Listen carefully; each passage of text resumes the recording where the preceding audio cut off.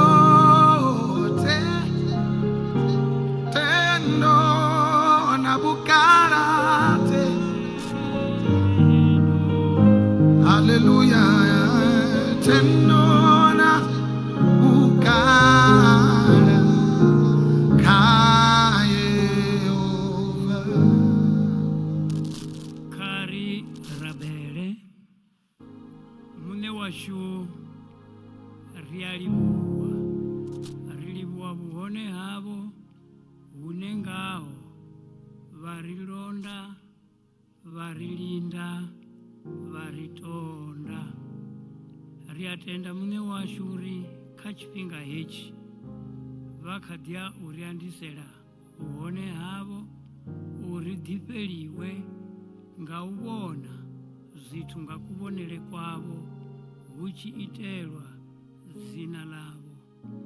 We thank you, Lord, for the goodness that you are, the greatness that you are, and the gloriousness that you keep showing yourself unto us with.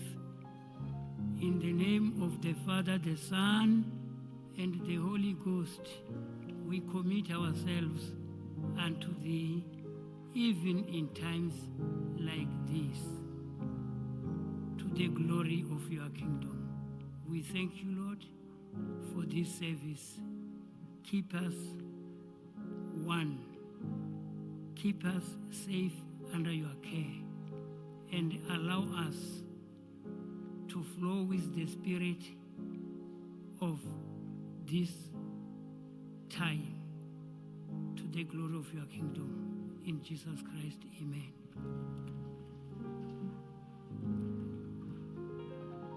Amen, amen. I'm going to ask Dr. Rofhiwa Rasivhetshele to come in just to welcome us all officially.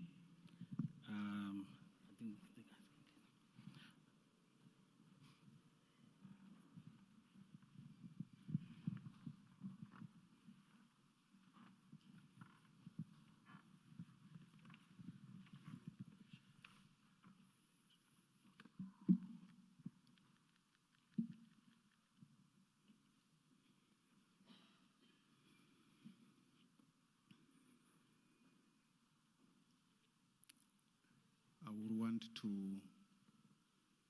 greet everybody. Be greeted in the name of Jesus, amen. Amen.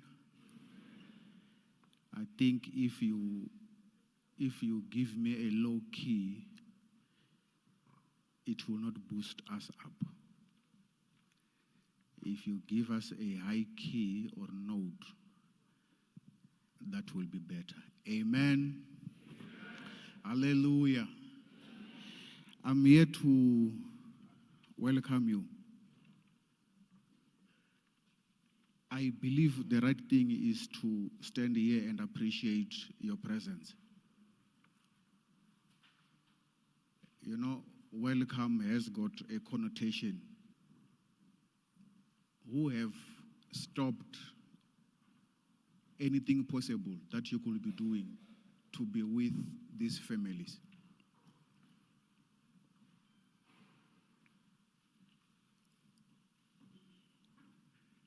I am Mr Rasivhetshele. I'm his older brother.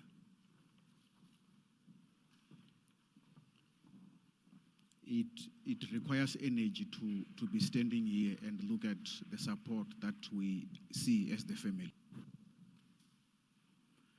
I will not necessarily go name by name. However, Program Director, let me indicate that most of the families of Rasivhetshele, we see you from different places. There are also family members Nebutaru who are here. Let me indicate that Nebutaru is the place or the surname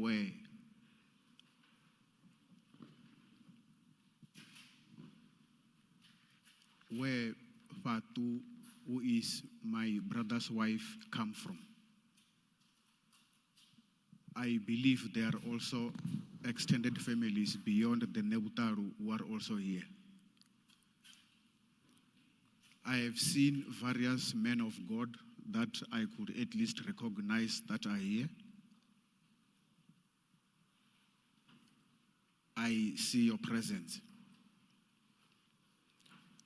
There are different surnames that are related to Nebutaru and Rasivhetshele. Thank you for being one with us.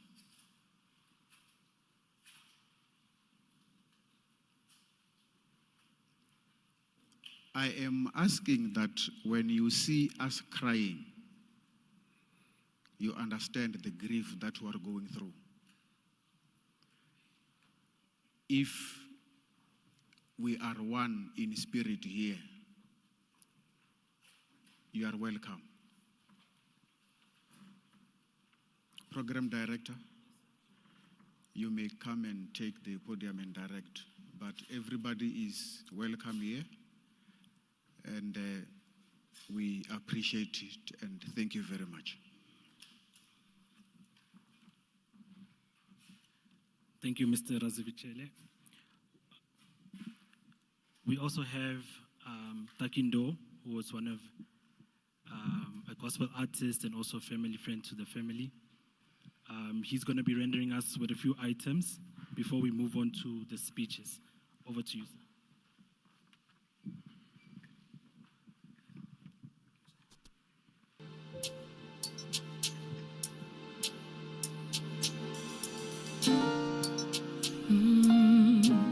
We just want to tell the family that God loves you and He will never leave you nor forsake you. So even in these times, He's always with you.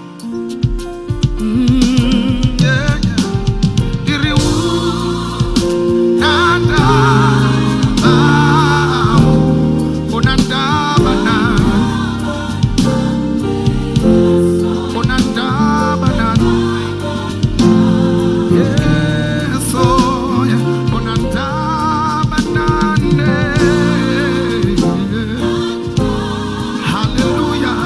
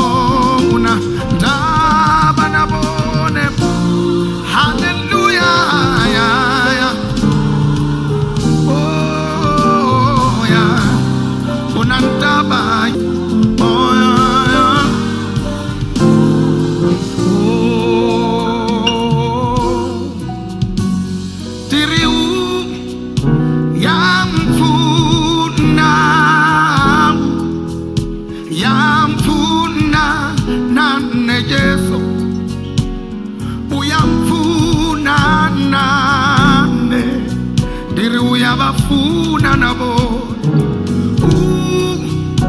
Yamfuna oyamfuna nane Yesu. Anana bachuti babakaimba narine. Archiko kutata bamuta. Rili uyamfuna nane. Hallelujah. Uyamfuna nane. Uyamfuna nane. Diri ubafuna botoraro.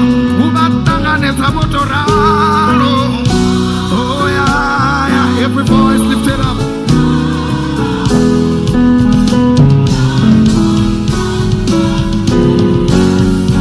Uyamfuna nane.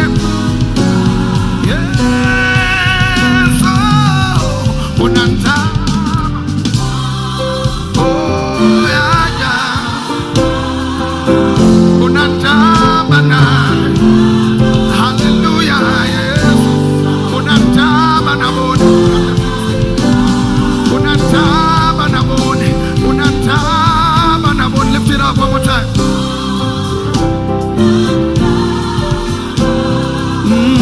Unanta banane. Hallelujah, yes. Unantaba. One more time, every voice lift it up. Yes, oh yeah. Unantaba banane. Hallelujah. Unantaba banane. Unantaba nabone. One more time, every voice lift it up. The family must hear your voice this morning. Unantaba banane. Oh yeah, yeah.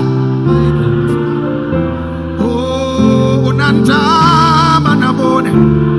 Hallelujah, yes. Unantaba nane. Hallelujah. Hallelujah.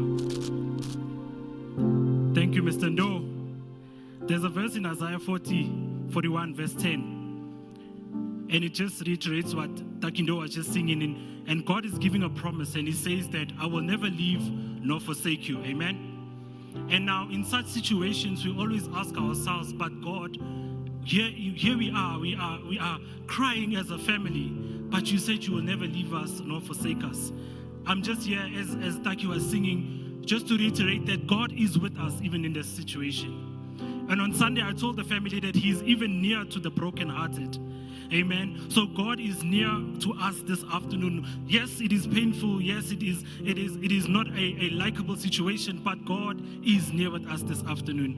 So I just wanted to encourage us this afternoon with that verse as we move on to our second item of the program. Mr. Rof was a very academic person, and the people that I'm going to call will just walk us through the journey they spent with him in his corporate journey. First, I will call on to Tobega from Avis, and after Tobega, it will be Edgar Prozeski, and after Edgar, it will be Mr. Rofhiwa from Ramza. Amen. Ms. Tobega. Hallelujah, yes. Unantaba nane. One more time. Unantaba nane.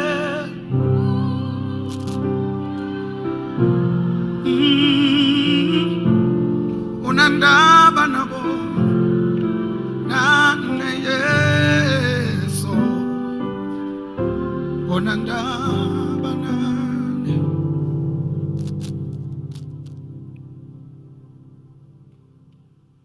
Good afternoon.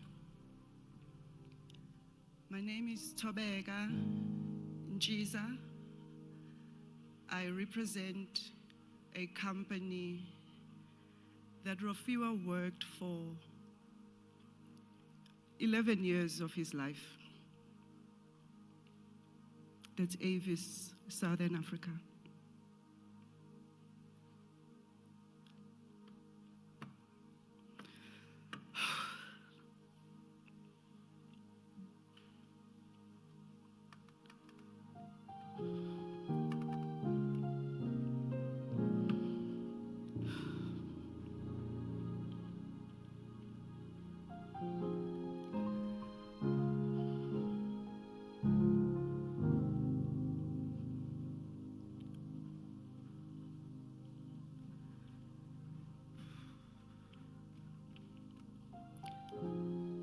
I said, Rolf worked for 11 years for Avis.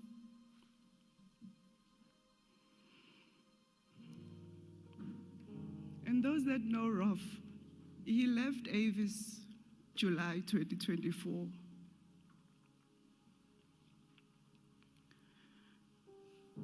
And people will ask, so why am I here? Like, why is Avis here? Because he never left us. We still claimed him as ours. Because if you dedicate your life for that long to an organization, you are no longer just an employee. You are a family member. We become a family. And Rofhiwa was our brother. He was our guy.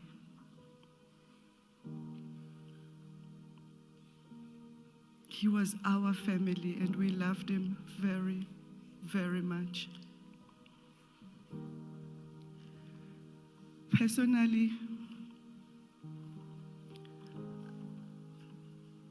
I joined Avis end of 2019.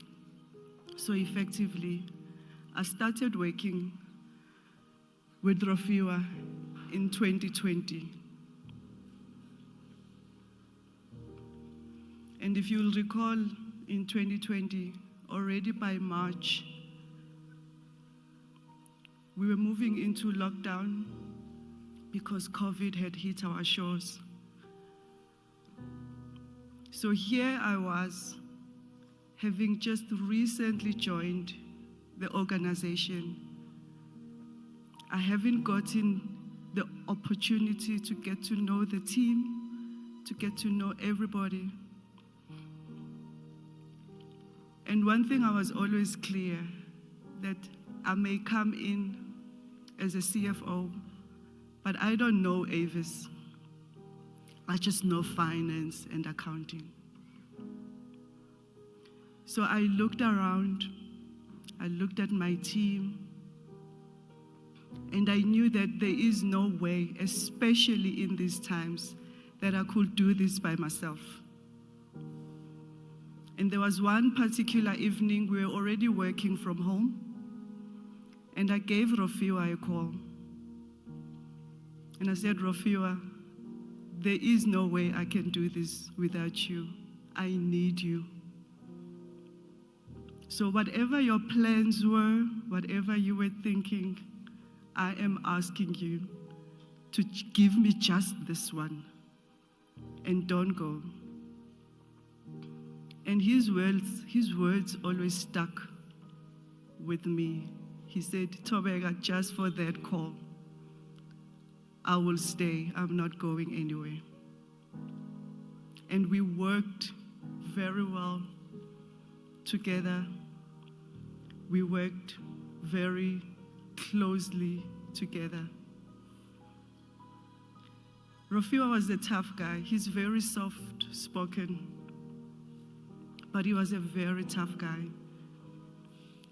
Had really broad shoulders. There'll be times that I'll come on him like a ton of bricks and I'll say, Rofhiwa, I need 1, 2, 3 done by this date. Without raising his voice, without any hassles, he'll say, that's not gonna happen, Thobeka, for 1, 2, 3 reasons. But I do promise you, I will deliver if you allow me to do 1, 2, 3. And I respected that about him. And we forged a very close and strong relationship. You couldn't touch him when it came to his team. He was like this mother hen with the team side by side with him. He will protect them fiercely. He will be their voice for their requirements, whether it's facilities, whether it's tools of trade, whether it's half day for certain events to be done. You could trust in Rolf to come put up a fight for his team. And that really made him a special leader. And his whole team loved him completely.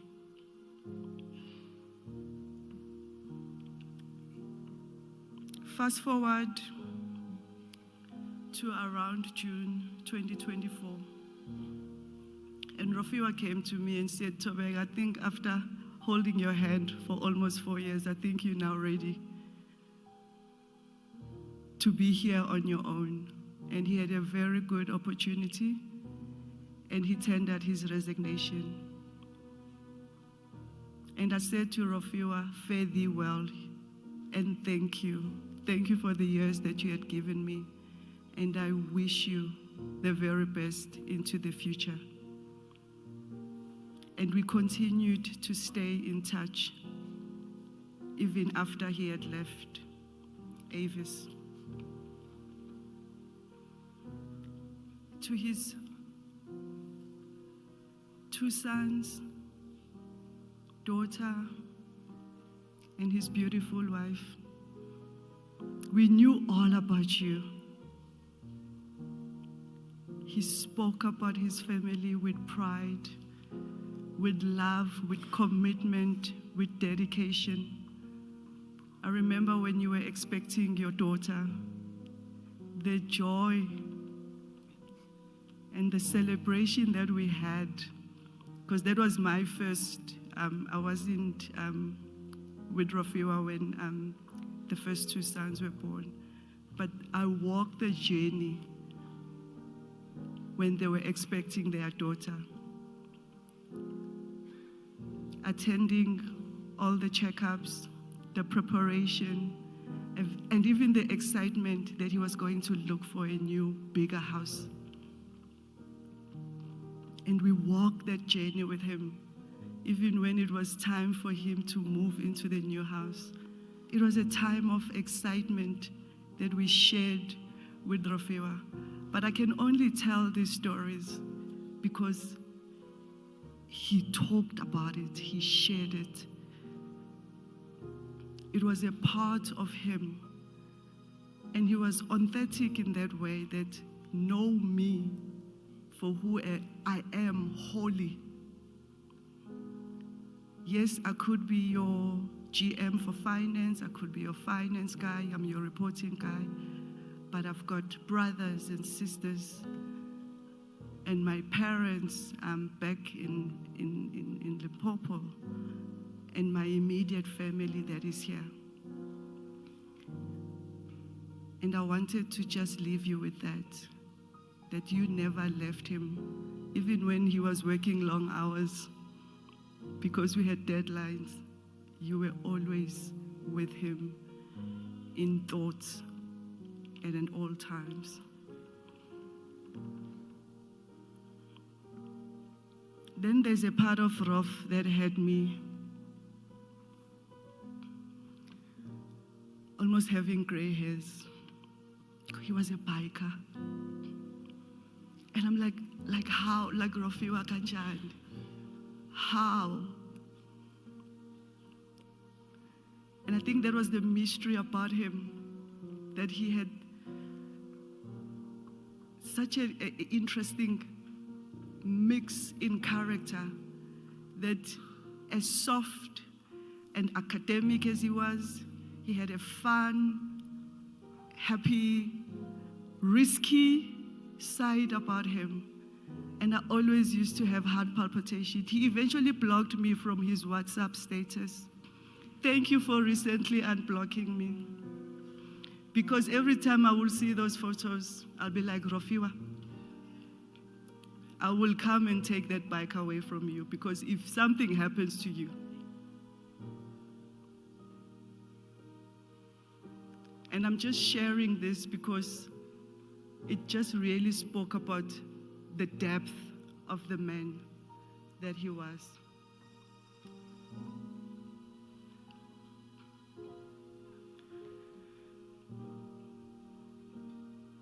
Dadwethu, kids, as I said on Sunday, there are no words that we can say that can really stop the ache and stop the pain. But the people that are here today, there is this church verse. I'm Zulu by birth, so the verse is in Zulu, and it says, "Anginakho okwanele, ngizoknika uqobo lwami." And that's what the people in this house are doing today. They don't have anything that they can offer you. There's no magic word, but what we can offer you here now is our being. And that's why we are here today, to mourn with you. Revelations 21 verse 4 says, "He will wipe away every tear from their eyes, and death shall be no more. Neither shall there be mourning, no crying, no pain no more, for the former things have passed." And that is one verse that I would like to leave you with. That this time of mourning will always stay with you in your heart. It will not leave you. But the today, where we are today, it will pass. And there will be glory at the end. I said to you, God is the father to the fatherless. He is closest to the widowed. He is going to come into your family. God is going to come into your children. And He will multiply in manifold that which we feel today He has stolen from you. He will repay you beyond your wildest dreams. And joy will come to the Rasivhetshele family again. And as I close with Jeremiah 29 verse 11, that says, "For I know the plans I have for you, declares the Lord, plans for welfare and not for evil, to give you a future and a hope." And with that, I would like to say our deepest condolences. Thank you, Tobeka. Just a quick announcement. If you have an open chair next to you, can you just kindly raise your hand so that the people at the back can get some seats. Thank you very much. Edgar, over to you, sir. Okay. After Edgar, we will have Mr Rofhiwa from Ramza.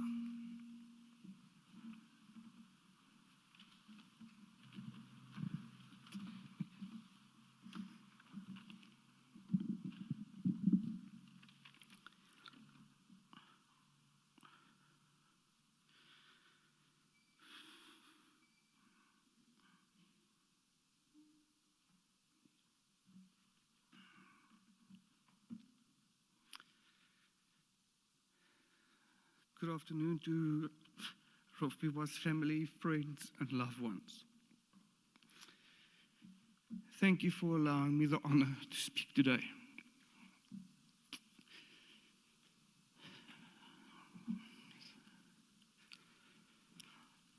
My name is Edgar Prozeski, and it's with a very heavy heart that I stand here, not only as a colleague, but as a friend who had the privilege of knowing Rofhiwa for more than a decade. Rofhiwa and I first became colleagues in June 2013 when he joined Avis.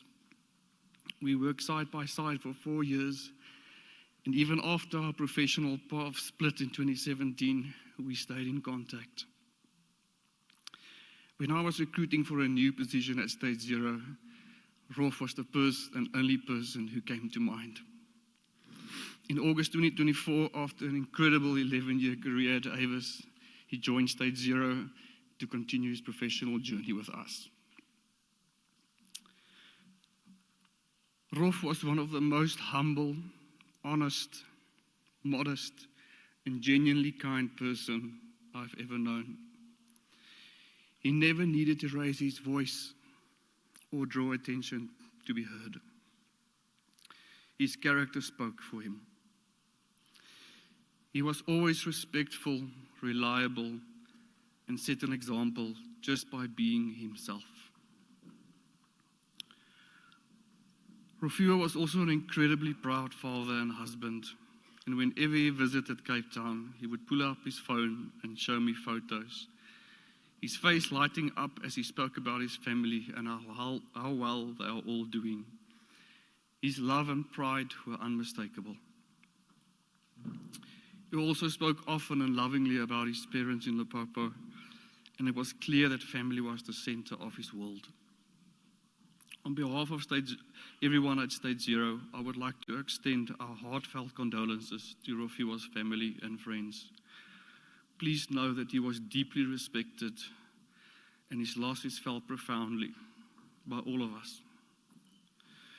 Rof left behind a legacy that goes far beyond job titles and achievements. Leaves behind memories of kindness, integrity, humility, and a life lived with a quiet purpose. May he rest in peace. Thank you. Thank you, Edgar. Up next, we're going to have Mr Rofhiwa from Ramza.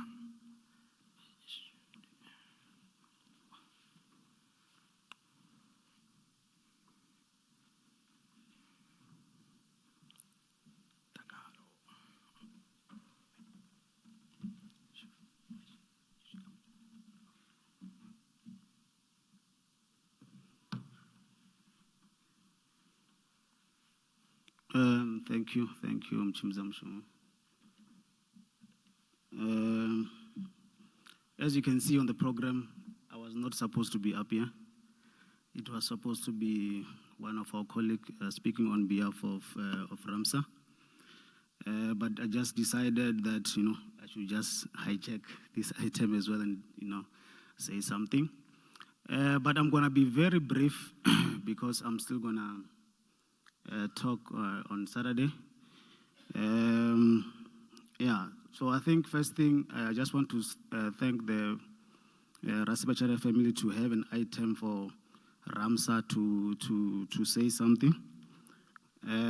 As you all, or most of you know, I've been friends with Rofhiwa for a very long time. He was my best friend. We met at varsity around 2006. I think we're doing third year.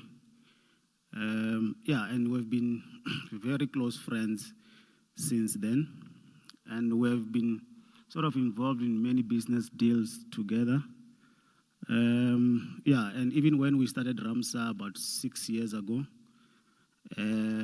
he collaborated with us. He was there, just to make sure that, things were going well at Ramza and with the team. My name is Dakaro Stan Mamatuncha, and I'm one of the directors at Ramza Chartered Accountants. And standing next to me is Rofhiwa. She's going to introduce herself when she gets the time to talk. And we also have our team, Ramza team. I think it's also sitting at the back there. And I'm sure even the Ramza team will miss him. Will miss his leadership and his guidance. If you've maybe heard from the previous speakers, it's evident that Rofhiwa was a very kind man. He was a very good man and also a great father to his children and to his wife, Fatu. And maybe just to give my colleague a chance to speak, I'll just close by saying to Fatu and to the family, I know we're all grieving, but I think for you guys it's more difficult. And I just want you to know that we are praying with you. We are praying for you, and be strong. Thank you.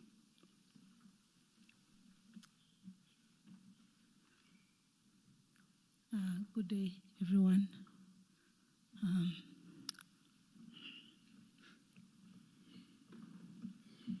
My name is Rofhiwa Rasivhetshele.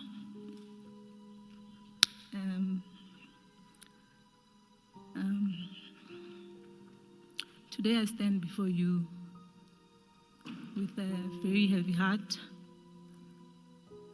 but also with a deep gratitude to honor the life of Rofhiwa. So I think Dakaro, we also call him Taki, he did give a background of Ramza. So in the team, there was Rofhiwa and Rofhiwa. And sometimes it was confusing when we allocated some tasks to the team. So we had to change my name, and they call me Ropi in the team. And I knew that if someone calls me Ropi, because people who know me from my village, they know that I'm Rofhiwa, it will only be colleagues or anyone who knows me from Ramza. So when we collaborated a while ago as Ramza, some people ask why Ramza. We kind of look into our surnames, and it's Mr Rasivhetshele and Mama Tunja. Then we came with the name Ramza. Rofhiwa was more like a brother to me. That's why I am very emotional standing in front of you here today. We shared a lot besides work, right? But within the team, he was the pillar that held us together for the moment that we worked with him. When things were uncertain, he was the guy to bring clarity to the team most of the time. Though there will be some time that we do not agree on everything, but he will bring clarity to the team. When things were difficult, he will bring strength. And when we succeeded, he will be the one to make sure that we celebrate. Rofhiwa was a foodie, he loved food. So, so every time, maybe when things are going well, to celebrate, he'd be like, Ropi, ka order nandos. And then after ordering, right, he'll be like, but you're a girl, don't eat too much, just allow us to eat more meat. So yeah, he loved food, and he'll make sure because usually I'll come late to the office, he'll be like, can you please bring some breakfast? Where are you? Please buy some breakfast on the way. He had a way of believing in people, of lifting others up, and of pushing us to do better.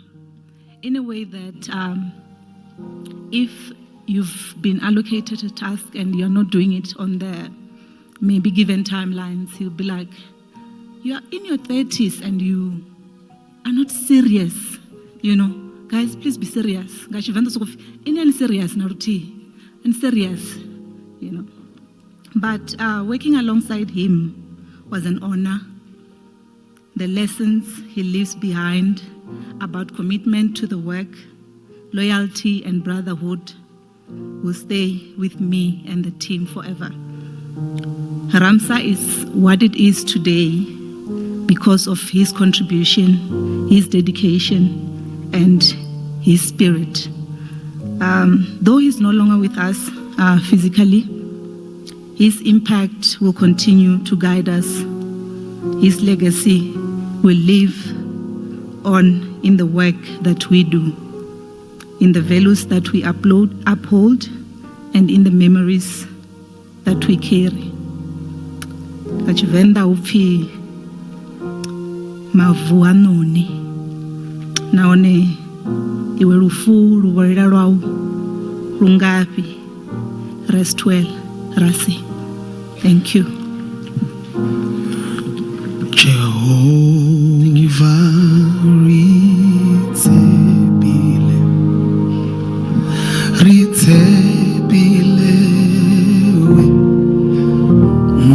Jehovah Ritsebile wena Ritse, and every voice sing.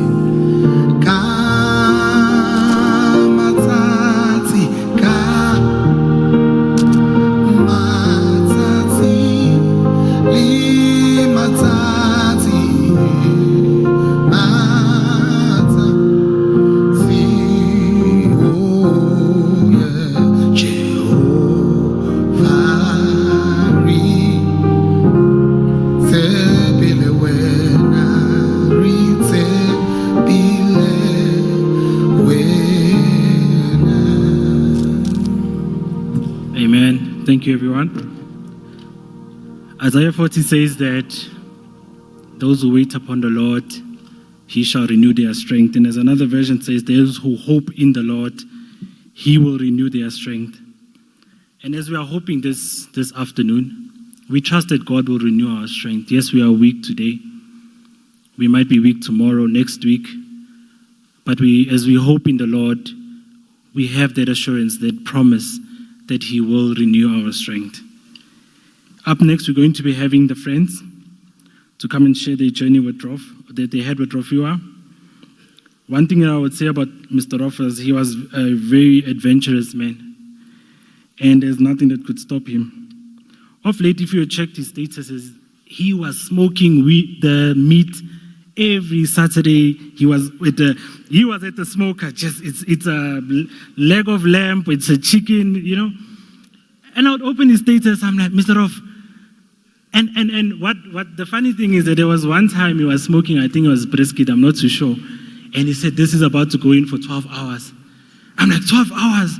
I texted him and said, Mr. Rof, if I had to come to your house and wait for 12 hours to eat, I'm going to go to KFC, get myself a streetwise 2 first, and then come to your house. But he loved food, as Rofhiwa was saying, that, he was just that guy. Even at Avis, we know if it was someone's birthday, he would contribute, we would eat. So the people who would share more about him and that adventurous man, especially with the bike as well. The way he went on when he bought the bike, he's like, Mr. Justin, the bike is in Cape Town. I need to go get it and all that. And I think the best people to describe that type of person he was will be his friends. And I will just ask for Temba and Mulalo to come. After Temba and Mulalo, it will be, from the bikers would be Dr. Tiamo Nax. And from the Stockfell, it will be Oscar or Billy. So we can just continue playing a song as Temba and Mulalo come to the front. Thank you.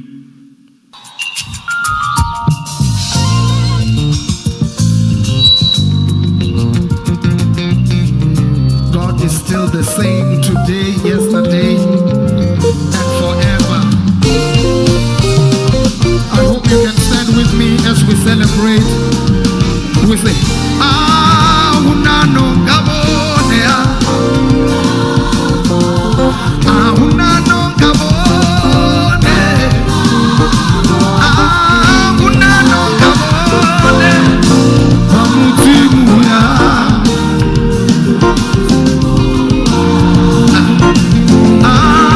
Unano Gabone. Unano Gabone.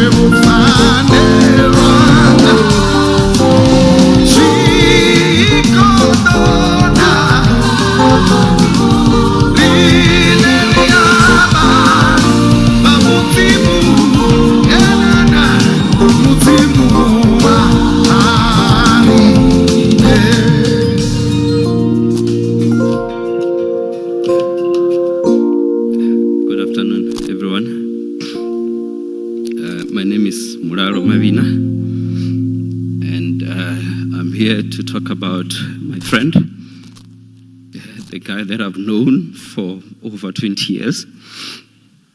And standing here to talk about him, it doesn't sound right, but I told myself that I will be strong and share some memories that I had with him growing up.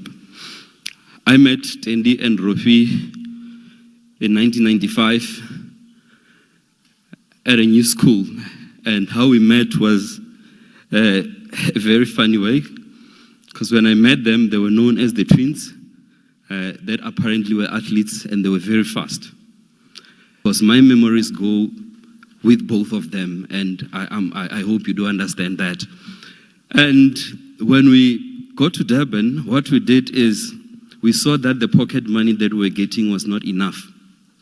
So we decided that my room, we're going to rent it out, and then we're going to share that money amongst ourselves. And the three of us will share a room. And that business venture didn't go too far. We got into trouble with it, and were nearly kicked out of res. And that's how that part ended. So I've got so many stories and memories that I've shared with these guys all my life. I've grown to understand them as brothers, not friends anymore. And I think I've been through every milestone of their lives. I've been there. I remember when Rofhiwa started working, and he told me that I have a car. I said, oh, okay. I want to see that car. Then one day, I think I was coming from Durban, and I went to the bus station, and he said he's going to come and pick me up. He came, and I was looking for the car. I couldn't see what car that was. And then that car, so that car was in sync with the weather, meaning that when it rained, it rains as well. And it was a Golf one. And when I told him about that, he said, you don't even have a car. I will drop you off in the middle of the road and you'll find your way. You know, so I'm just trying to share with you some of the memories that I had with Rofhiwa. And, you know, Rofhiwa was a great guy. Because I'm going to respect time and I'm limited, I'm going to talk about something that just happened recently. So he called me and called a number of guys or a group of friends. And he said, guys, I want us to go to a concert. It's not really the music that I would really love to go to, but okay, it's fine. Maybe we should go. And then he insisted to say, no, guys, let's go to the concert. Then I said, okay, buy the tickets. Him being the accountant that he is, he said, no, he's not going to buy the ticket. Each one must buy the tickets for themselves. We ended up buying the tickets, and we went to the concert. Oh, boy, we had fun. It was beautiful. Little did we know that that was the last concert and celebration that we were going to have with him. It was... We had a good time. And yeah, Rolf is no more. It just doesn't, I can't wrap my mind around it that this guy that I've known for as long as I can remember, I'll never see him again. And I stand here saying, Fatu, I know it's tough, it's hard for you and the kids. And to the kids, your dad loved you. He will go to any length to make sure that you guys are fine. You know, that's a guy that I would call and say, Rolf, this and that is happening in my life. And you say, hey, Mona, let's just enjoy life. This life is so short. And indeed, it was short. And it's painful to stand here and realize that I'll never see him again. That's one guy who just loved going to Venda. Around December, a holiday for him is going to Venda. When everyone else is saying you're going to Cape Town or wherever, you will see there's a meme that he will put and it will just be written Venda around the head. Then you know that all he's thinking about is Venda. And that is Rofhiwa. You know, it's tough. Mpo, Linge, it's painful. But we are together in this. And I pray that God will strengthen us and we'll get through this. Tendi, I don't know how Monday looks like. I don't know how next week looks like, my friend. I don't know how next month looks like. But you can count on me. I know it's going to be tough. I know it's going to be hard. Rest in peace, Rof. We'll forever miss you. You know, I kept on hoping and praying that he's going to make it. We were all just standing hoping that this guy is going to come out fine. And he didn't. Rest in peace, my friend.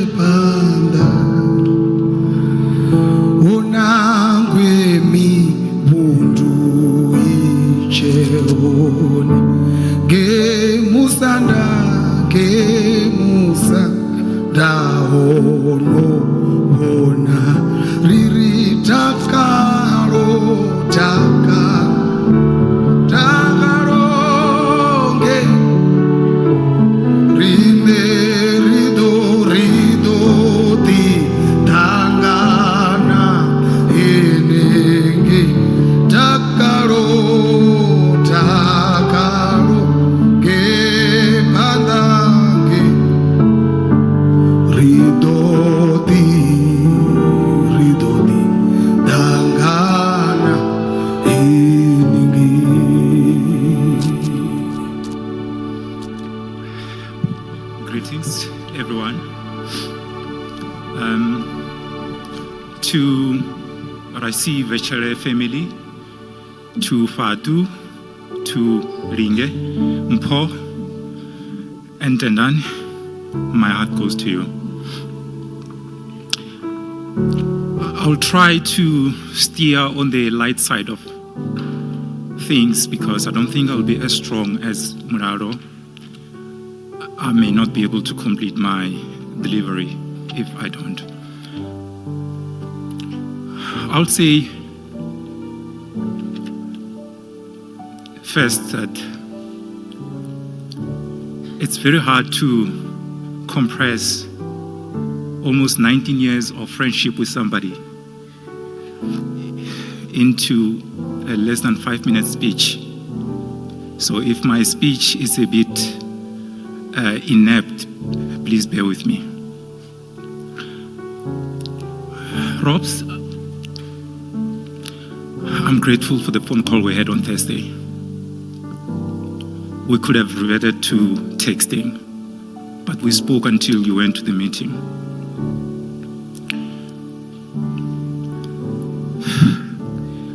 I will call this the glue that kept everybody together. I think that will be how I will describe Rofhiwa. Unfortunately, my friend, you didn't leave us with a playbook or a manuscript on how you were able to achieve all this. But any form of success leaves trails behind. And I have stumbled upon a couple of some of those trails that I think you might have left behind. I remember on the 31st of December 2009, we scoured the town of Thohoyandou and the nearest village in search of ice blocks, just to cool our beverages. We had just flunked the CTA exams again. It was through this that I met a couple of people with different personalities and different walks of life, which left me wondering, how do you get to have friends with multiple distinct personalities? Now, I didn't even know it was just about to get better, because I was here to meet Dakaro and Nabela, two individuals with contrasting personalities who are both Rofhiwa's best friends. While you didn't leave us, Robs, with any manuscripts, there are two concepts that I've come to learn since knowing you, namely being non-judgmental and applying the law of least effort when it comes to friendship. Rofhiwa was the least judgmental person that I've ever known. And this explains why he has friends with different personalities. It's because of his inability to judge others. I have come to understand why some religious books admonish us or its followers to refrain from judging others. Mkiba, I know we have a very good record of flunking the honors exams in accounting, and you guys were the first one to actually escape the X. I will say that most of the adventurous things that Ross attempted to do or did, you were at the center of it for most part. If we needed something to do with business, we needed to know certain things about business, the dynamics of the cycle of friends that Rofhiwa has kept. I cannot begin to explain how much Rofhiwa spoke fondly on and humorous at the same time of his twin brother. I made a joke a couple of weeks ago to him that, are you trying to recruit me? That man is living large. And I said, I need to pay. We were going to have some form of event in Hartebees at Nani's house. That was the plan that we had. And unfortunately, that plan hasn't come into fruition. At least not for all of us. So, from Rofhiwa, I have learned to differentiate effortless and perseverance. I've learned that friendship should be effortless and perseverance should be reserved for survival or the pursuit of a greater goal. So to my friend, to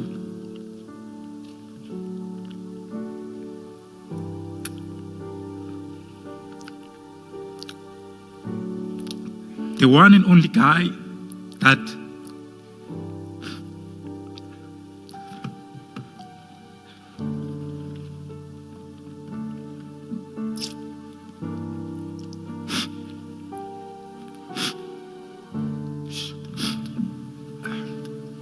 stood by me when my backs were against the wall. I'm grateful. And I'll always be grateful to you and to your family. And the best gratitude I'll ever give to you is to honor your family and your memory. I thank you.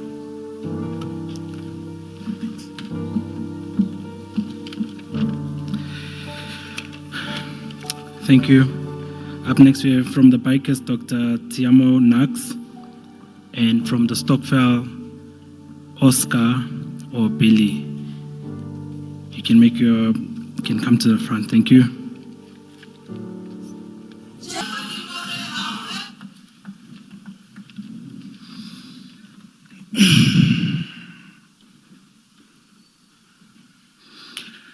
Deja vu. That overwhelming, often fleeting sensation that a current moment has been lived before. The phrase literally means already seen in French. A strange misfire between memory and reality, where for a brief second, nothing quite makes sense. I think many of us here, at least those who knew both Rof and Tendani, have experienced our own version of deja vu. That moment where your mind pauses and asks, am I going mad? If you haven't caught on, let me share mine. This was back in 2019. This group of bikers here did not exist then. In fact, this was the advent of this group of bikers. We had just started a WhatsApp group for bikers, mostly made up of a bunch of strangers. We were meeting up at the engine garage at the R21, and we were all riding down to Paris for the very first time, the very first breakfast run. I was walking in, and I saw this bald guy with a beard so magnificent, it deserved respect. I knew he was a biker because he was in bike gear, but I wasn't sure if he was one of us. I nodded, he returned the gesture, and I proceeded inside. I was gonna order coffee, and then I saw him again. Same guy, same place, half a minute later. Except now I was thinking, wait, wasn't he wearing an orange jacket? I turned around genuinely questioning my sanity. And then someone asked, are they twins? And then just like that, everything made sense again. Sanity was restored. I had simply forgotten that identical twins exist, despite of the work that I do. And that's how I met Tendani, just before I met Rofhiwa. I know this because of their red riding jackets. That was the first point of departure for me in differentiating the twins. A friendship began on the day. A friendship built over kilometers on the open road, shared laughter, and moments that turned strangers into brothers. Many stories that will continue to be shared over and over in our lifetimes. Today on our ride here, there was something that was very loud, very hard to miss on our ride. I'm sure many of the guys in our pack saw that. For the sake of those who do not know much about biking, when we ride in a pack, we usually form 2 rows. And we ride almost side by side, but staggered. So we go like this, right? You will get at the front of the pack your road captain, the rest of the pack, and the sweeper right at the back. For the years that I've known these guys, almost all the time in a pack, you get your road captain, and then you get the rest twins, and then the rest of us. Today, Rof was missing on that pack. It was sad to see that V-Rod going alone, because we knew it has to be 2 of them. But that's how it is, I guess. We are a group of bikers with different personalities. We clash, but somehow we maintain a mutual respect and love for each other, coupled with our brotherly and sisterly jabs that we take at each other. And you know what still amazes me to this day? In the many trips that we've taken and our different personalities, especially with the 2 twins, I'm surprised that we never ended up in a bar brawl in some foreign country, a country I will not mention. We are not violent though, contrary to popular belief. We are literally a bunch of professionals who love bikes. People tend to see us and they think that we will beat you up if you mess up with us. We're not that kind. It's just that we love bikes. I want to ask, for those who knew both Rof and Tendani, who of you here could differentiate the 2? And some of these guys know I'm about to take jabs at them. Anybody? No? Okay. Not gonna brag, but I could. And here's the interesting thing. When the news broke of Rofhiwa's passing, as much as the initial shock was, Rof is gone, there's a few people who had to come back and check which of the twins passed. Almost as to say, I need to be sure who I'm crying for. Now, I'm not saying this in a bad way, because this is actually when it really hits. As much as many people couldn't tell them apart physically, those that spent time with them, they knew who was who. You knew who was more likely to ride full throttle on sand just so that the rest of us could eat dust. You knew who would call you out the moment your story didn't add up. Even if you're telling the truth, he would be like, are you sure? He'll ask, he'll probe a question to your story. Their faces might have been identical, but their spirits were completely their own. For me, Tendani has this serious, almost strict look. Uncle Ras. And Rof had a jolly face, almost like a kid that had just been given candy. That's how I could tell them apart. Rof has had this thing, like even if he was to threaten you, you'd probably not take him seriously. But Tendani, even if he was to like say something at you and smile, you'd be like, Even the beards told the story. I promise you. Tendani has a straighter beard, almost pointy, and Rof had a rounder one. Check the pictures. You'll see. Two individuals, two very different personalities, similar as they were, but they were never the same. And now we find ourselves in a place that very few people will ever understand. To know identical twins, and then to lose one. There will be moments, many moments, where we're going to see Tendani from a distance. And for a split second, our hearts will lift. Our minds will play a trick. Our minds will play a trick again. And we will think, maybe it was all a bad dream. Maybe Rof is still here. Just for a split second, though. Then reality hits, just as quickly. And it will hurt.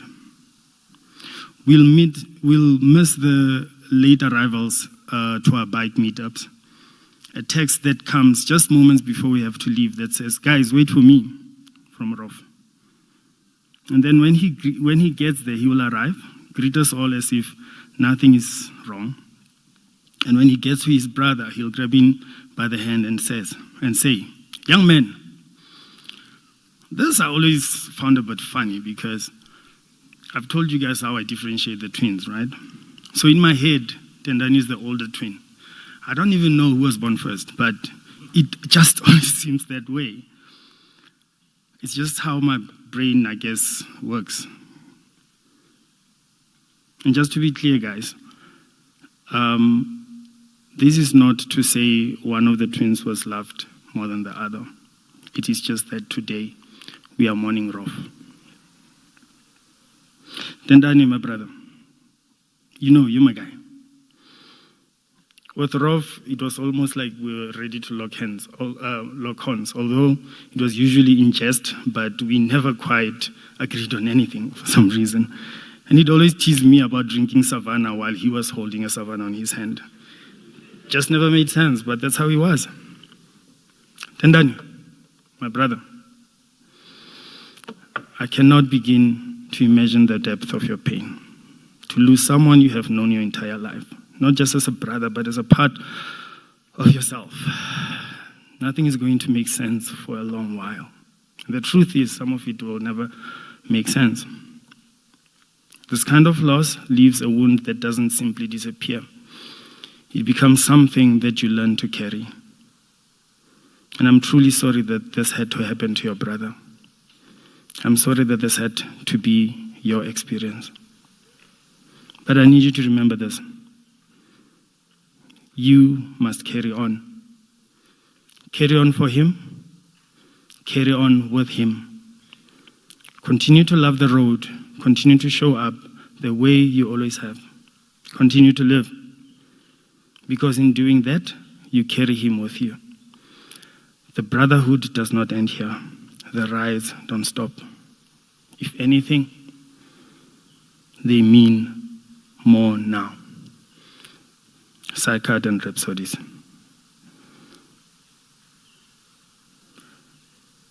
None of this makes sense, and it may not for a long time.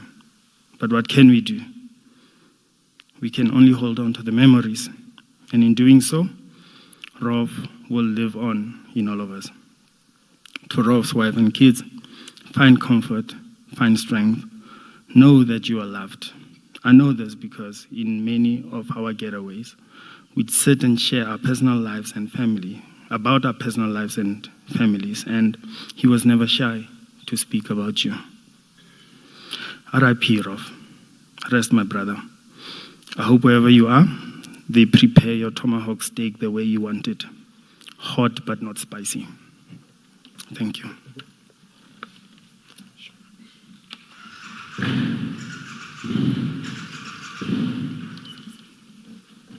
Helmets up.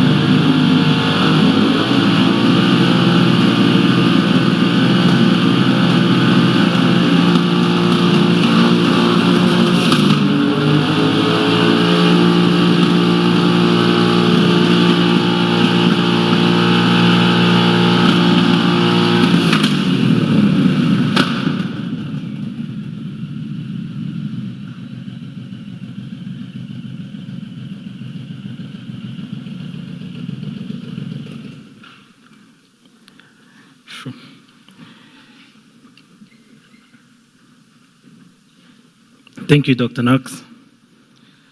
Up next, we are nearing to the end. We have from the Stockfell, Oscar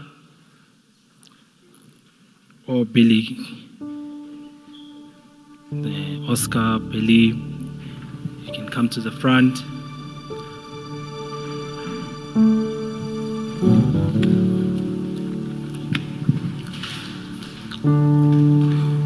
Every day and every hour, you are faithful, oh Lord. Every day, every hour, you remain faithful, you are faithful, oh Lord. Every day and every hour, every hour, you are faithful, you are faithful, oh Lord. Thank you.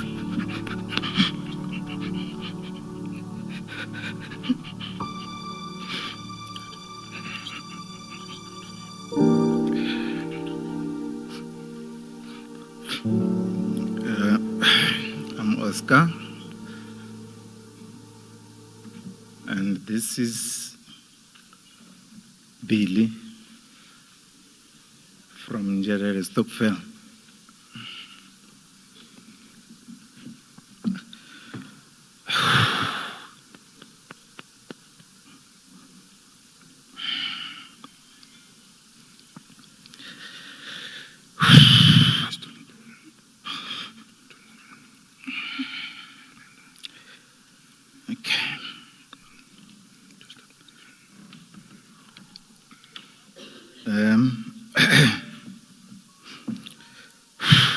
forgive me.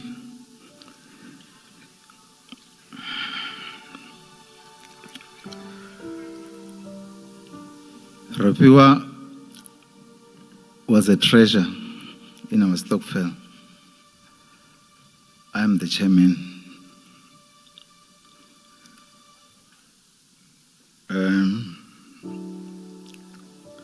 We've been together for quite long in the Stockfell. I can't remember the years, but it's been long.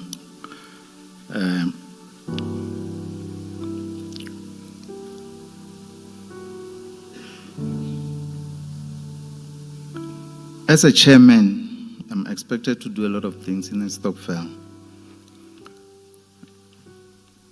But in most cases, he'll be the one who will call and say, hey, Bone,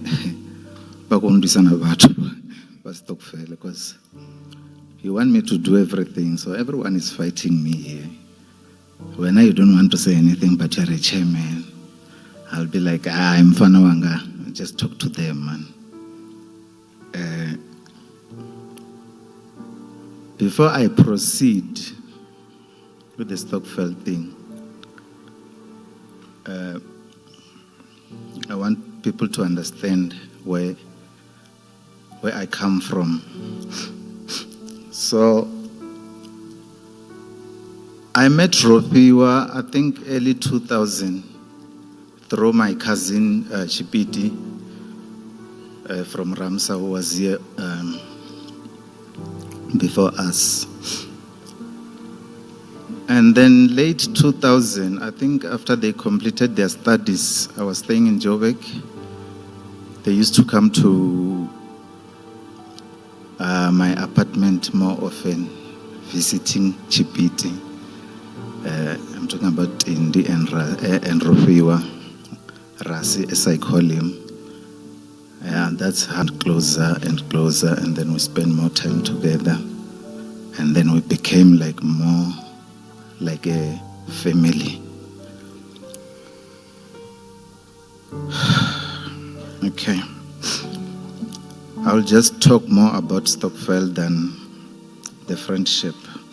But Tendi and Rofhiwa, they are more like brothers to me. Okay, in our Stockfell, as most of the people knows that Rofhiwa likes to cook. So every year in the beginning, our Stockfell, like the committee are the ones who host the Stockfell to channel and to tell everyone how are we gonna go, like the plan for the whole year. So we'll plan, Billy, me and Rofhiwa, that okay, where are we gonna host these people? Then we'll agree. Then we'll agree that no, Billy will do the meat, me I will do the salads and whatever. He will do the drinks. Maybe maybe we are going to host people in 2 days' time. He will call and say, "Hi, Billy can't do the meat. I'll do the meat. Let Billy do other things." I say, "Oh, okay, it's fine." Maybe when we left with few hours, he'll be like, "You know what? In fact, all of you mustn't do anything. I'll do everything." And I'm like, "Chief, why don't you want us to do?" He said, "Hey, you guys, you're gonna mess up." So that tells you how much he wanted things, or how much all he wanted was everything to be perfect. So he thought by doing half or 30% of something, then you're gonna mess up things that he wanted to do. But then I remember the other time when he was hosting. So in our Stockfell, when you are hosting, so you will be expected to use a certain amount of money, but that money will get it from the Stockfell. So say maybe you are hosting, then you'll be expected to use maybe 2,000 rand for food. The drinks, you will come with your own drinks. We don't prepare drinks. But with Rofhiwa, he will say, guys, I know your budget is 2,000. I will kill you with food. You must bring your own container so that you'll take more home. Everyone who's coming, they must tell me what they are going to drink. And when we get there, we'll find Hennessy's, everything that tells you what type of a man he was.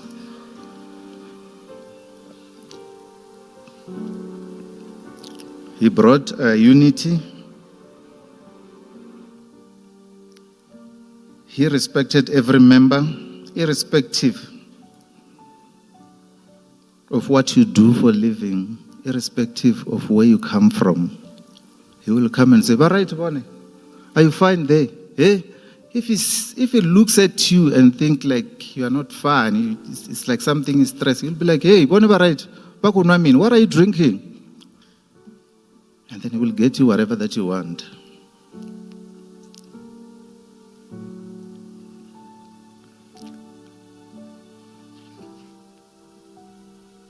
Tendi, Fatu, kids, and the rest of the family. Your pain, it's our pain.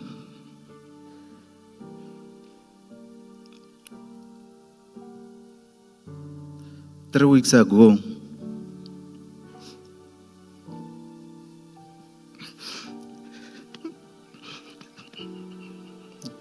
we went to Limpopo to bury another member. And I called him and said, so what time are we going? He said, no, don't worry. We'll meet there. And I called Tendi and said, Tendi, are you coming? Tendi told me that, no, I have a lot of work, but I'll tell you if I'm coming, I think I'll come with Rofi. And then when I'm at home, then he called me and said, what time is the program? And then I knew that he was coming. He never disappointed. He always showed up. He taught me a lot, but he's younger than me. Just to add on that, I remember last year on my birthday, there was a guy, in fact, there is a company that sells tires. So I contacted that company. They said, no, they are based in Kempton Park. I said, you know what, I don't want to buy fancy things. I just want to buy tires for the car. And then I called those guys. They said, you know what we do, you order the tires, you put everything, then we deliver, but only around Kempton Park. Or else you have to find a way to come get your order. But around Kempton Park, we deliver and you pay on delivery. As soon as we arrive, then the driver, you're going to make the payment. And then I thought, oh, okay. And then I called him and said, you know what, Ras, I ordered some tires. So the guys said they only deliver around Kempton Park. Do you mind? He said, what tires for? It's your birthday, man. I thought you were calling me, telling me that you are arranging for a party or something. I said, no, I need tires. He said, oh, okay. And then I explained to him. He said, no, give me the guy's number. I'll call them. And then I took the number and gave him. And then he kept quiet. And I said, hey, Razi, as soon as those people, they arrive, I've got your FNB account. I'm going to send you the money. He said, don't worry, it's fine. I'll tell you when they arrive. Then after maybe an hour, he said to me, no, your tires are here. I said, hey, okay, just hold on. Let me just park the car because I was driving. Let me just park the car. Let me send you the money. He said, no, don't send the money. It's your birthday present.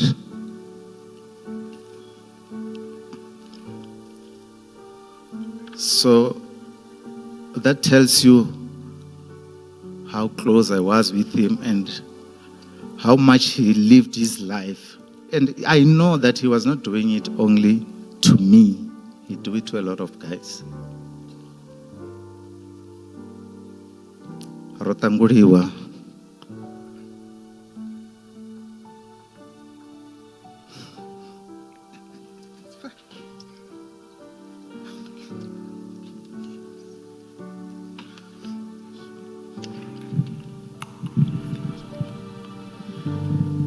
Thank you, Oscar and Billy. At this moment, we're going to proceed to the Word of God that would be shared by Pastor Maduna. I'm just going to ask Taki to just lead us in worship as Pastor Maduna comes to the front. Thank you. Every day and every hour, you are faithful, oh Lord. Every day and every hour, you are faithful, you are. As we sing together just for a moment, say every day and every hour, every hour, you are faithful, you, oh Lord, every day and every hour, you remain the same. God, you are faithful. Oh,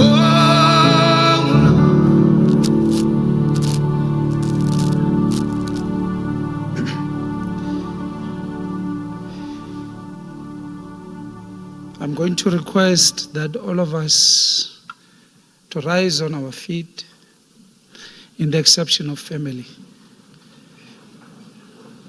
We're going to honor the memory of our brother, Rofhiwa, with a song. Like I'm vocally challenged.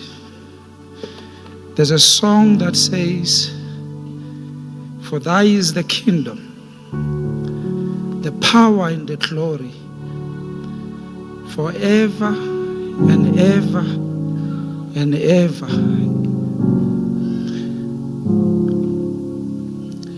That our God remains faithful in all circumstances. Painful postpartum. We don't know the pain of losing a partner, a loved one. Most of us, we don't know the pain that your children are feeling. That today they won't have a father. And I will never understand the pain that you are going through.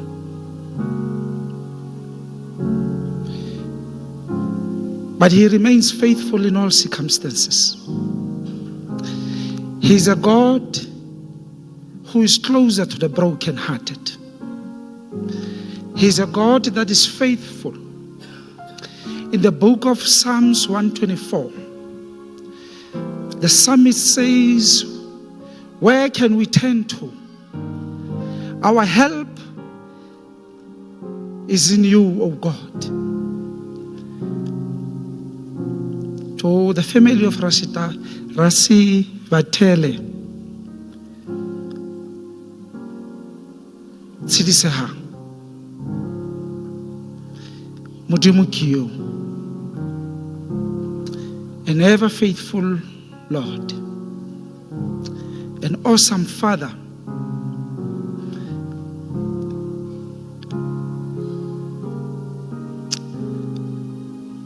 for thy is the kingdom. for thine is the kingdom, the power and the glory, forever and ever.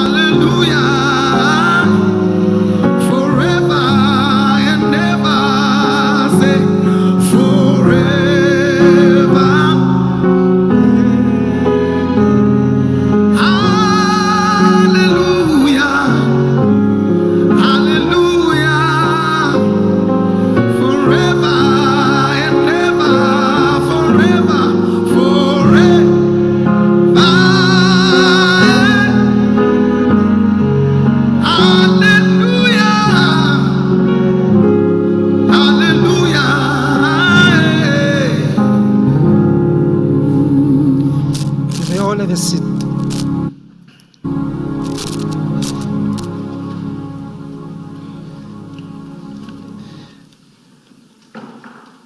I'm not going to be long. My message to the family this day is the following. The myth, the power of death has. The vanquished power of death. Let's turn our reading to the book of Hebrews, chapter 2, verses 14. It reads as follows.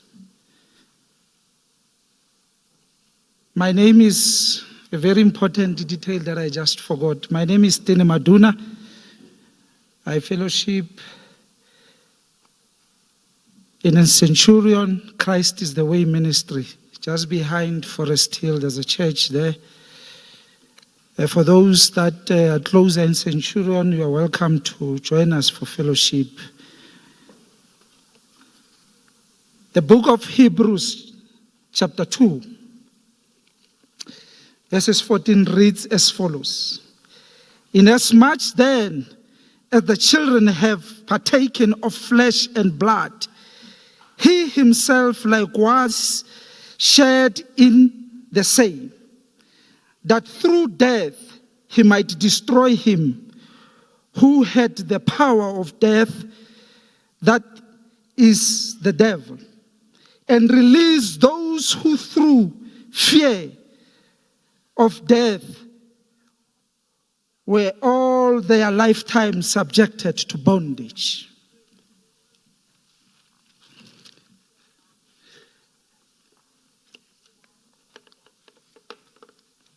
In this passage of scripture, we are reminded that Jesus took on the flesh and blood to break the power of him who holds the power of death.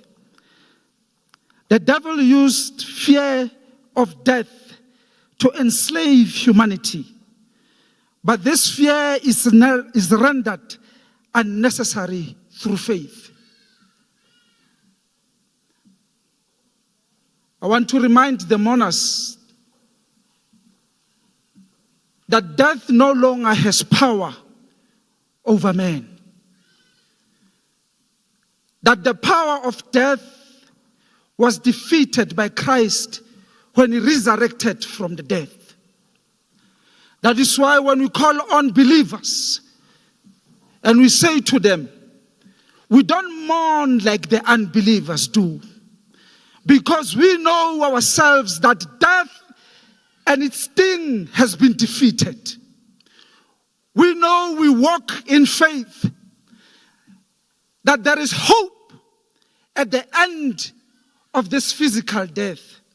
That any man and any woman who believes in the power and the name of Jesus Christ, Christ has a future for them. And that future is in eternity. That future is only in Christ.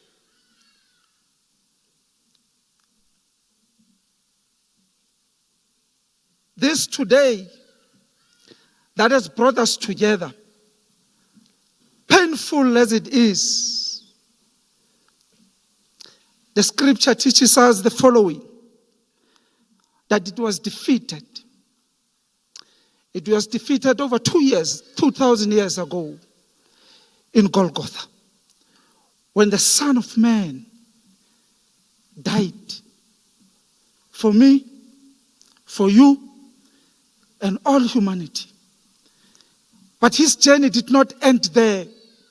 You see, Christ needed to go to where the power of death was seated.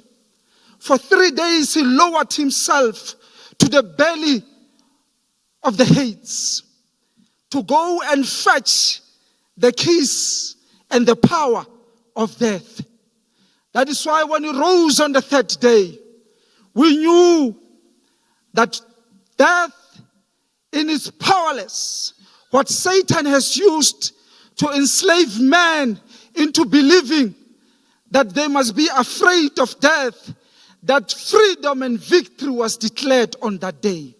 That the resurrection of Jesus Christ on the third day represented the defeat and the conquering of the devil. And his power over humanity by the use of fear of death was defeated. And it's no more. He took the sting that power had over humanity.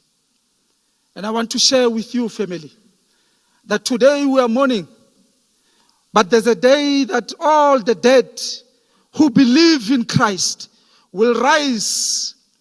The Bible teaches us that any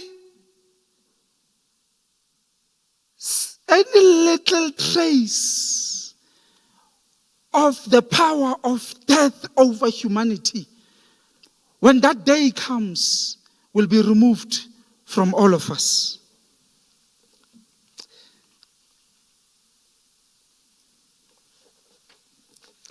The book of Hebrews, the author here teaches us a very important lesson. He was writing to the Jewish Christians. He was writing to them. And in the second book of Hebrews, he warns them because they were full of fear and temptation. He warns them about returning to their old ways of Judaism. He says these words. The writer begins the chapter by warning them not to drift away from salvation. And to the Patu family, I want to encourage you that when we face challenges, when we face difficulties, when we face pain, we don't drift away from God. In fact, we run closer to Him. Because there's a consequence of drifting away from salvation. And that consequence is dire for any humanity. In this difficult pain, my sister, you and your family, you must come closer and closer to Christ.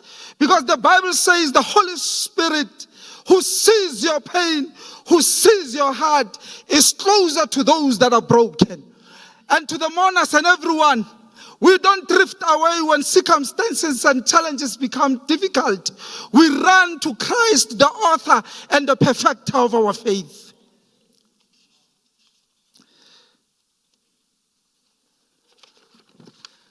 Let's remind everyone that even though Satan might look very powerful, he's not sovereign.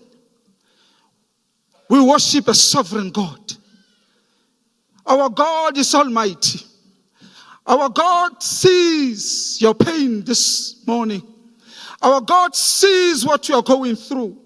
But He's reminding us that this death today is not a death that must put the family in despair, because He is a sovereign God.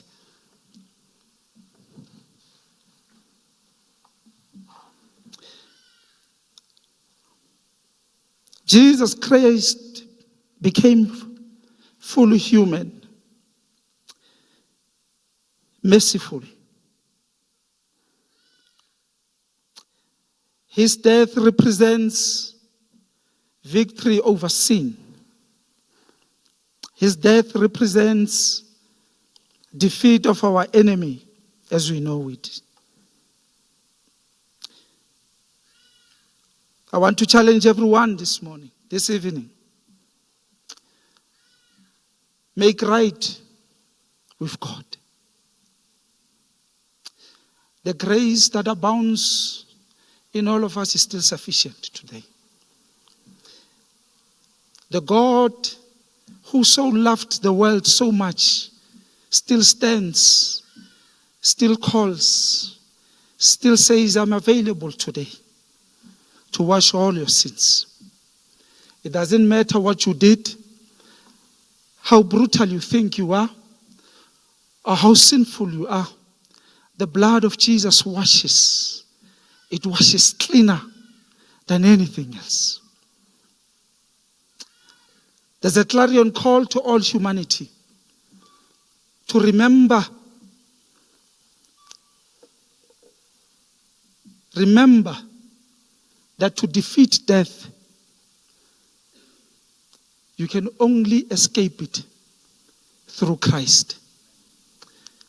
You can never escape it by any other thing else. The eternity of life is in His hands, and only in His hands.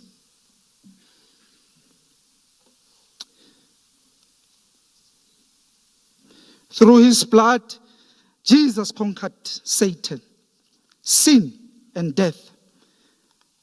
Paul writes that Christ disarmed the spiritual rulers and authorities. He shamed them publicly on the cross. Jesus defeated death by dying Himself. His resurrection proved victory over death. On the future day of resurrection, Jesus will remove all the vestiges of death, power over all who belong to Him.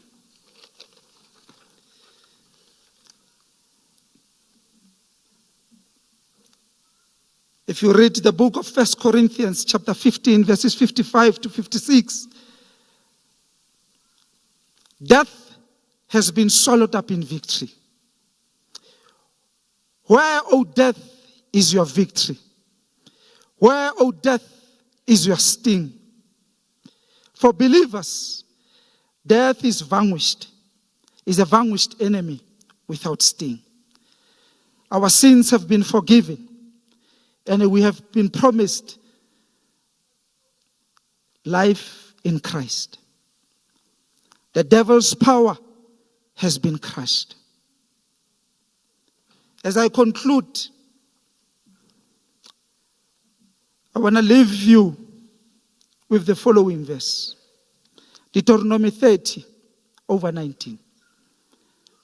I call heaven and earth to witness against you today, that I have set before you life and death, blessing and curse. Therefore choose life, that you and your offspring may live.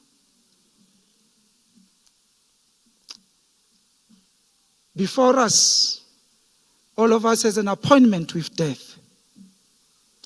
One day we will pass this world. In the book of Deuteronomy, the scripture reminds us that as we live today, God has placed before man life and death. We make a choice through our own lives to choose life or to choose death. And I want to implore mourners that remember that Jesus Christ is life. And He is asking all of us to choose life. Life is found in Him. Life in its totality, in its purest form, is found in Jesus Christ and no one else. Sidisehang, for our God is an awesome Father. I leave you the peace of God. I leave you the love of Jesus Christ.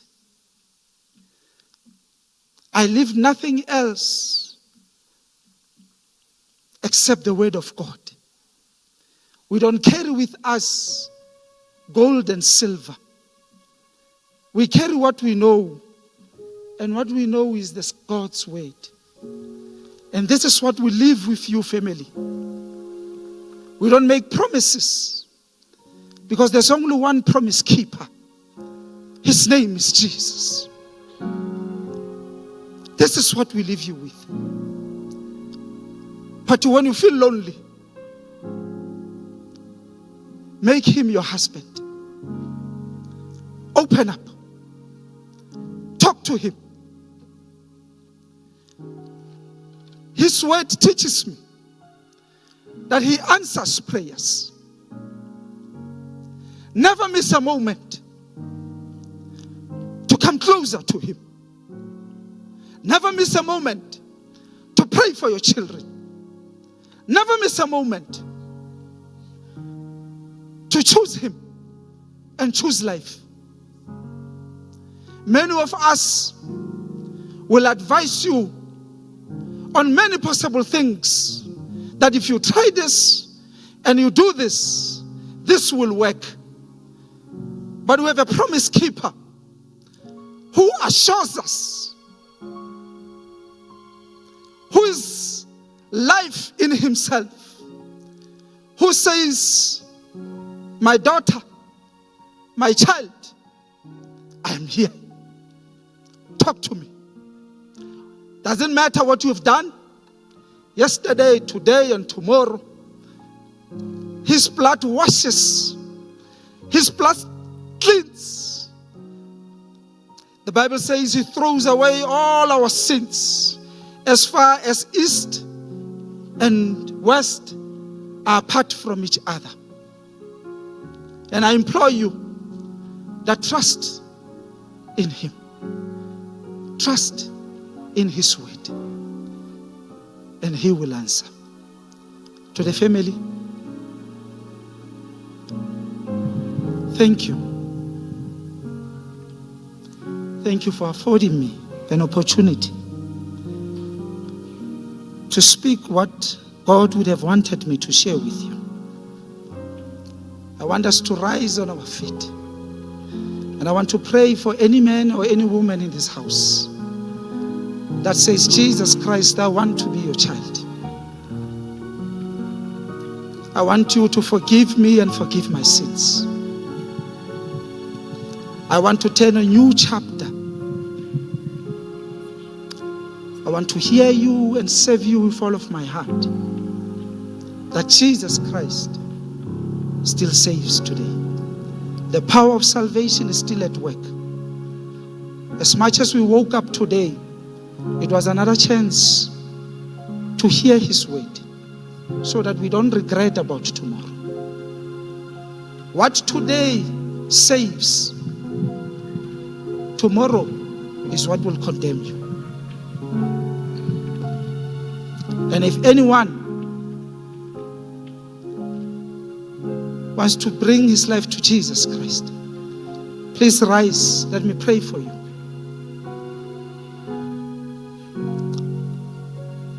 If there's no one, I'm going to close in prayer. The worship song, my brother. And we'll close in prayer. And thank you. Sing. I need thee, oh, I need thee every hour, every hour.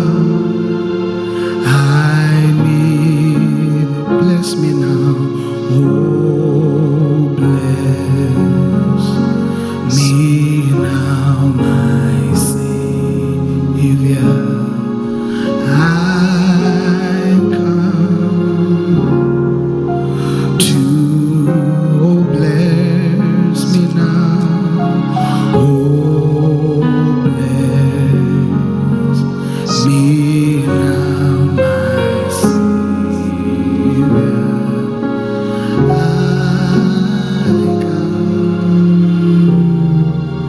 come to thee. Faithful Father, we come before you broken-hearted. We come before you with heavy hearts. We can never understand or explain the events of what transpired. I submit family ya Rasivhetshele, the family ya Nevutala, to you today. Holy Spirit, the Spirit of the Lord that comforts, comfort them. We release the Spirit of the Lord over the household, that as they do preparations, Mudimu, we pray for peace, the Prince of Peace. We pray for clarity of thought and the spirit of working together in unison. We know, Mudimu, that our God is not a God of confusion. We know that our God is a sovereign God. We know that the future belongs to you. We pray, Mudimu, that those hearts don't understand what tomorrow will be, that you, Mudimu, bring, and that they may cast all their burdens unto you. You are the future. No man holds no future in their hands, only you, Jesus Christ. And I pray for each one of them, that as they depart home, that the angels of heaven guard them, guard their hearts, be their God. And I pray for the mourners and everyone that has gathered here, that the peace of God be with everyone that has come to pay their respects to the family. All this I ask in the mighty name of our Lord and Savior Jesus Christ. Amen and amen.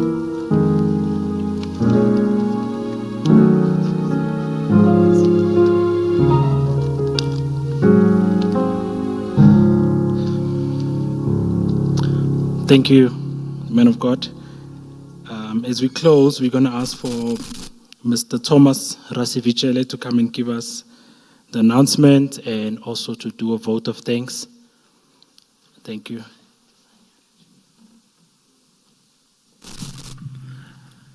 Amen.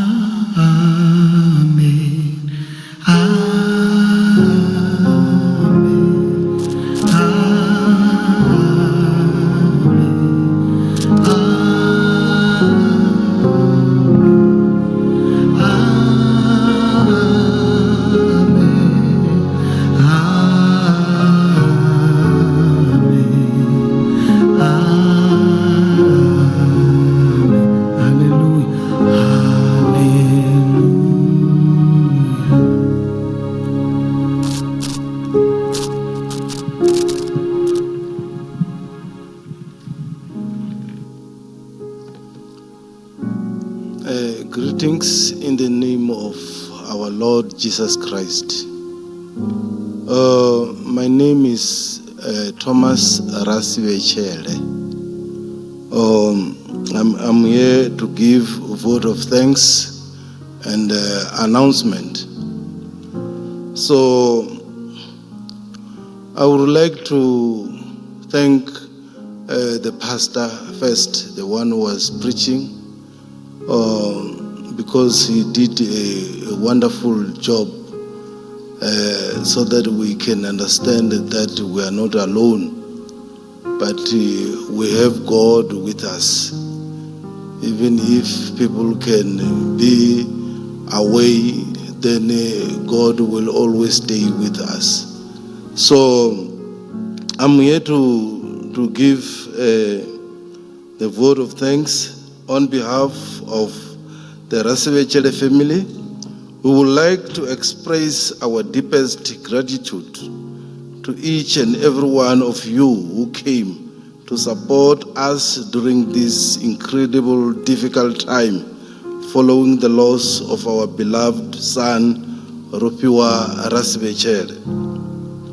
Your present prayers, messages of comfort, and acts of kindness have brought us strength and solace in a moment of great sorrow.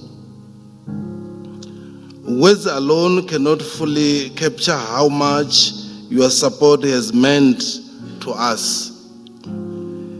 It is through your compassion and unity that we have found the courage to face each day. We sincerely thank the church, all the people who were coming to preach the word of God, so friends, neighbors, and extended family members who stood by us.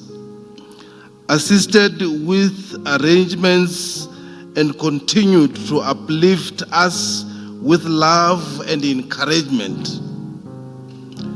Though our hearts are heavy, we are comforted by the outpouring of love we have received. May God bless each of you abundantly for your kindness. So I thank you all, and keep it like this. The announcements that I have are as follow. As you know, we were having prayers every day, 6 o'clock. We started the prayer yesterday, 6 o'clock. Even today, 6 o'clock. I expect that we have to have a prayer at that time. So, but by tomorrow, most of us will be going to Limpopo, where the funeral is going to take place.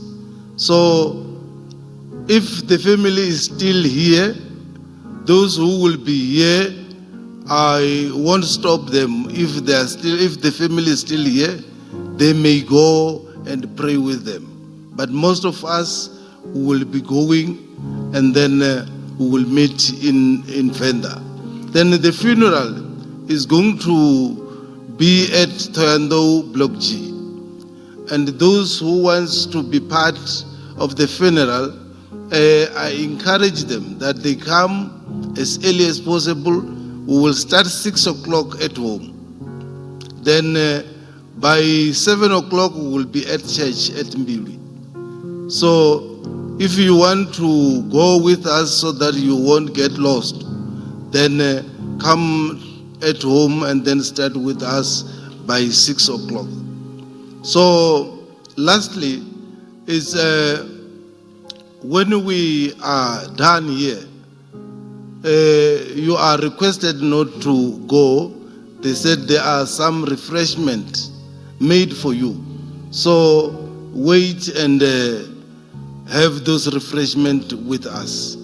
Thank you.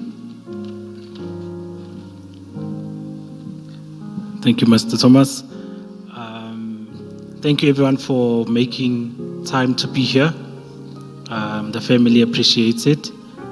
And as Mr. Thomas mentioned that we came to the end of our service. There's some refreshments at the back. If you want to maybe speak to the family, you are welcome. Thank you and God bless you.